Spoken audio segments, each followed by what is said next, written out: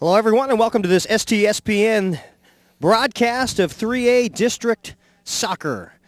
And today it is the Marysville Getchell Shockers as they come into the home turf of the Glacier Peak Grizzlies.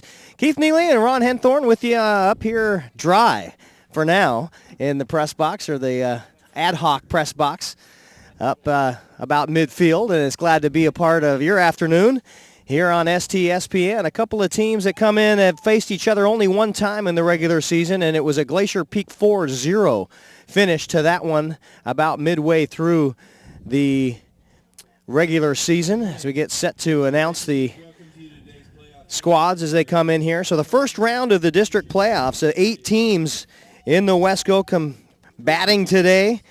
Meadowdale is up at Marysville Pilchuck, who holds that number 1 ranking in the north. Oak Harbor is at Shorecrest. Shorewood and Stanwood lock horns. And then, of course, the game here, number 4 in the district out of the North Division, the Marysville Getchell squad comes in against Glacier Peak. And Ron, a Marysville Getchell team who doesn't necessarily have the best winning percentage, only 2 wins to their name so far, but they've got a lot of young kids and a lot to look forward to. They got a lot of young kids. They've got 9 freshmen on this team, and quite frankly, they haven't got a lot of wins, but they've got a lot of close games, and they've stayed with a lot of games 0-0 through the first half, and just ran out of gas in some of the second half in some of these games. But I think a strong team still this year, and yet to be stronger even next year. So I'm looking for a possible surprise here today, Keith. Well, and we talked before the match, head coach Jeff Kittle for the Shockers, and he was talking about that 0-0 first half up here at Glacier Peak midway through the season, and it's a game that, he said could have gone either way, but a couple of mistakes, and then this, I don't know if it was so much fatigue, but you look at a couple of these kids out here on the black kits for the Shockers, and they look like they're a little smaller in stature than some of the Glacier Peak kids. Yeah, we don't actually have their height on them, but when we were down there on the field standing, I'm 6'2", and all these kids look like they're about 5'8" or 5'6" or something like that. And their goalie, who's Connor Beagle, is a freshman. He's only like 5'10", I think, but still able to reach the bar and stop those high shots if he gets the timing right. So 5 freshmen will start for the Shockers, 9 on this roster. It's the expanded roster where you get to call up a couple of kids from the JV to get some experience at the district level. Jeff Kittle will run a 3-5-2 offense. As far as a formation goes, a little bit interesting, Ron, in that he was running a 4-4-2 the entire season, and up until this match, he decides he's going to clog the midfield a little bit. Well, I think he is, and that, starting out with that 3-5 is going to be an interesting thing to watch, because if it's working for him, it's going to be great. It's going to be a strong defensive position, but if it's not working for him, I look for him to drop out of that pretty quick.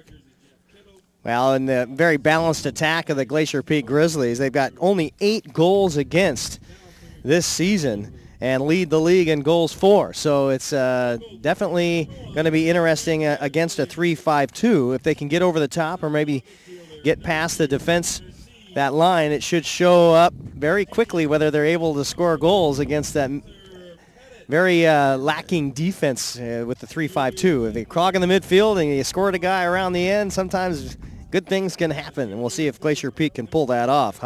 Kyle Veach talking to us before the ball game. He got his squad to the quarterfinals last year, and they lost to Bainbridge, who is always very, very tough, and will be tough again this year. But, of course, you got to get through game 1 here of the districts. Yeah, one at a time in high school soccer. Even though you think you got the advantage and you've got the winning record, it's still high school soccer, and anything can happen. So as they're introducing the Glacier Peak players out there, I noticed that the announcer, he just has the roster and he's reading through it, and he doesn't know what we know, but he just read off Spencer Pettit's name, Spencer number 3, who's not out there today. Spencer is off at a football kicking camp in Las Vegas, I guess, and he has mixed emotions about going off to football camp. But Spencer is the high school record kicker with a 53-yard field goal last fall, and so he's got a lot of people looking at him in high school, and he can probably afford not to be here today. Let's hope so, anyway. And then, well, if that's going to be your future, boy, you can't not do something like that. And you get a couple of those All-American camps where you get some quality coaches looking at you and making some decision on your future, it's probably going to be his. It certainly is, yeah. So the other player out there for Glacier Peak, number 8, is Michael McKinney. He is out there, but I understand he's injured and probably will not see any action today. So other than that, there's everybody else is in good health for both teams, and so we'll see how it plays out. McKinney mentioned they had a groin injury, so when you get a long district playoff, of course, all week long, you assume you're going to win. It could be all the way down to next Saturday if you reach the finals. Good. You want to keep everybody as healthy as possible. And then we'll pause for the Pledge of Allegiance or the National Anthem. I think we just got her all done.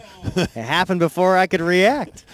Well, we're ready for some soccer here, Keith. We are ready, absolutely ready. A mixed bag as far as the weather goes, Ron. We were catching a little bit of precipitation out there while we were on the field talking to the coaching staff. And now it's brightened up just a little bit, but boy, you can look off into the distance there to see what's coming and going, and it's about every shade of gray you can imagine. Just depends on which way the wind shifts or spatters here. We got a little sparkling of rain here just before the game started, or just before we started broadcasting here. Got the umbrellas up for the fans here today, but right now it's not raining and it's brightening up quite a bit. So. Matt Johnson and Peter Vizzoni will wear the armbands for the captains for the Grizzlies, and they go back to their squads, and we'll talk things over in the final bits of strategy before they wander into the center field to get things kicked off. And by the way, out there in the red shirts and the black shorts today, running the show is the head referee Matt Duran. In the middle, on the lines, we'll have Tom Gerard and Dave Calvo. So they're all set, got the balls pumped up to regulation pressure and ready to roll here. We're about ready to start. What is the regulation pressure there, Ron? I don't know. Full. Regulation pressure is full. You know, it's sort of like a feel thing. I don't think they already measured. I think they kind of like bounce it, and if it bounces right, then it feels good, and then it's good. Well, you know what they do for basketball? Yeah, they bounce it and see if it bounces high enough. Yeah, so it's the same. It's kind of the same thing in soccer.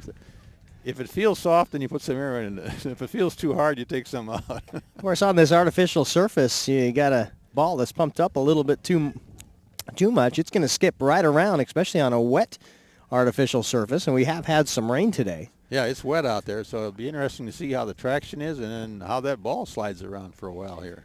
And you notice the tents out there on the far sideline. You got Glacier Peak all tucked in. And then if you're a Shocker fan, boy, you drew the short straw. You're outside the umbrella, it looks like, on the sideline. Yeah. And here quickly into the offense come Glacier Peak. Saunders with it. Give it up on the right side. There's an early cross. It's wide. It was Corwin who took the shot, attacking midfielder, a senior, who got outside and was onside, but got outside that defense. And we saw quickly there how the 3-5 back lines of the defense and midfield broke down a little bit for Marysville Getchell. Got through it pretty quick there, didn't they? And again, the stature is so obvious between the senior-laden Glacier Peak Grizzlies and the freshman-laden Shocker squad. Quickly turning on it, now a bit of a back pass. And up this right-hand side, here comes the Grizzlies' attack. It's Corwin in the midfield to Seed. Onside now is Dwan. Kevin crossing and look out for a shot here. Nope. And quickly collapsing. We're 8 men behind the ball for Marysville Getchell. So already packing it in are the Shockers. They know what they're up against. Glacier Peak, number 1 in the league with that 10-1-2 regular season record, 12-2-2. Their only league loss was to Stanwood, a 2-1 outcome back on April 21st. And they also lost to Snohomish 1-0. 2 games after that. Not a good touch there. Trying to get as many men forward on the attacking third as they possibly can. The Grizzlies, one bad touch and the counter was quick. And now the Shockers will drift back in. They have that 5 Chargers. We'll get that right. It's one of them. It's think electricity. Shockers would be Cooley City. Yeah. So I apologize to my very Marysville Getchell fans. Shockers would be where I played my high school or my college football in Wichita. Wichita State Shockers. I think they're probably hoping for a shocker. Yeah. Different kind of shocker, though. There was a wheat shocker, not a That's the way I got Wichita State. Yeah. Yeah, a good run. Wheat shockers. We're going to hit every mascot, I think, known to creation here before the game's over with. Is that anything to do with wheat or electricity? Yeah. Chargers, here they come. On the defense, into the center area, into the 18. Quickly cleared. 6 defenders back in front of goal for the Chargers there. Shows you how much 4A I've done. Not a lot of 3A. Got to get my mascots right. Yeah. And clearing once again. Marysville Getchell adept at packing in the defense. We'll see if they can equal what they did in the first half of the meeting between the Grizzlies and the Chargers last game, and that was get a clean sheet through 40 minutes of play.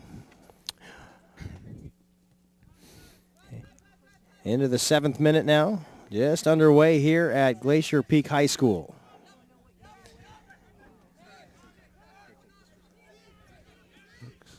A little quick give and go there. He's clean. Center. And onside into the area, quick there and into the net it goes. Got the rebound and powering it home inside the 6, and it is 1-0. Glacier Peak on board early. I think that was number 16, Peter Bizzoni. Was that right?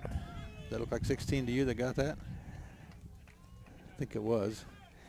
Quick strike into the center. Unfortunately, that was in the goalie's hands and it bounced out. He just didn't handle that, and that's kind of the mistake that you can't make it against a team like the Grizzlies here today.